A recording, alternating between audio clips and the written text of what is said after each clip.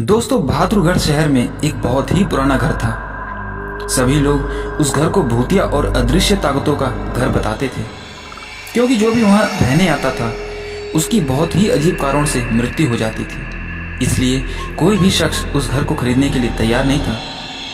एक बार विजय नाम का एक शख्स ने उस भूतिया घर को बहुत ही सस्ते दामों में खरीद लिया और जल्द ही अपना सारा सामान उस घर में शिफ्ट कर दिया। वो अपने बेटे मोनू के साथ उस भूतिया घर में रहने लगा। घर में शिफ्ट होने के एक दो दिन में ही विजय को अपने आसपास अजीबोगरीब घटनाएं महसूस होने लगी। पहले तो वो इसे नज़रअंदाज करता रहा, लेकिन जब उसको घर में किसी के होने का एहसास होने लगा तो वो सतर्क हो गया।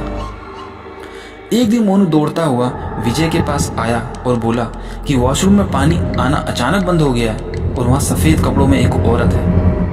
इतना कहकर मोनू चुप हो गया और विजय की ओर उंगली से इशारा करते हुए कहने लगा, पापा, वही औरत आपके पीछे भी खड़ी है। विजय मोनू को उसी वक्त अपनी गोद में उठाता है और घर से बाहर निकल जाता है। मोनू बहुत सहमा हुआ था।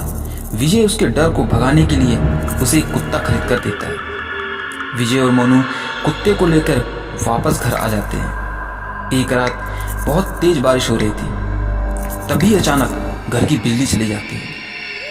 विजय ने घर की खिड़की से बाहर देखा तो आसपास के सभी घरों में बिजली आ रही थी, बस एक विजय के घर में ही बिजली नहीं आ रही थी। तो उसे लगा कि शायद पावर सप्लाई में ही कुछ गड़बड़ी हो गई होगी। इतने में ही विजय मोनू की जोर से चिल्लाने की आवाज़ सुनाई देती है।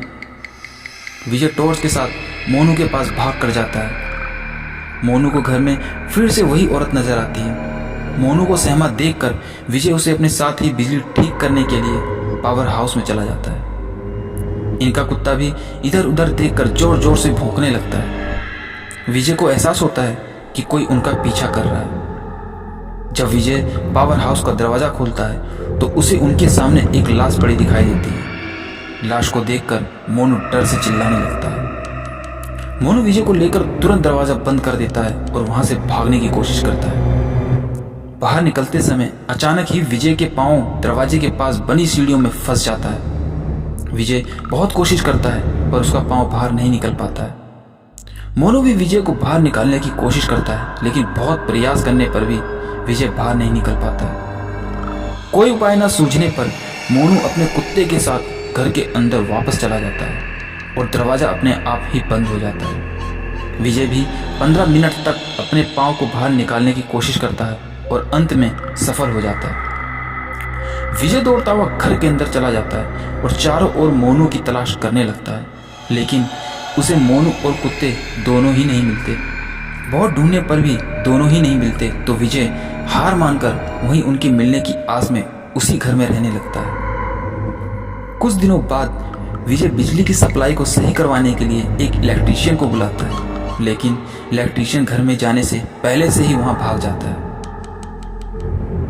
जब विजय उस इलेक्ट्रीशियन से भागने का कारण पूछता है तो इलेक्ट्रीशियन उसे बताता है कि उस घर में एक औरत, बच्चा और एक कुत्ते का भूत दिखाई देता है। उस इलेक्ट्रीशियन की बात सुनकर विजय बहुत उदास हो जाता है। कुछ दिनों में ही विजय को यह भी एहसास हो जाता है कि उसका बेटा लौटकर कभी वापस नहीं आएगा। इसके बाद विजय इस घर को छोड़कर चला जाता है और कभी लौटकर वापस नहीं आता। दोस्तों, ये थी हमारी एक छोटी सी भूतिया घर की कहानी। आशा करता हूँ आपको ये कहानी अच्छी लगी होगी। कहानी अच्छी लगी हो तो वीडियो को एक लाइक जरूर कर देना और चैनल पे नए हो तो चैनल को सब्सक्राइब जरूर कर लेना। तो चलिए मिलते हैं आपसे नेक्स्ट वीडियो में। जब तक के लिए बाय बाय।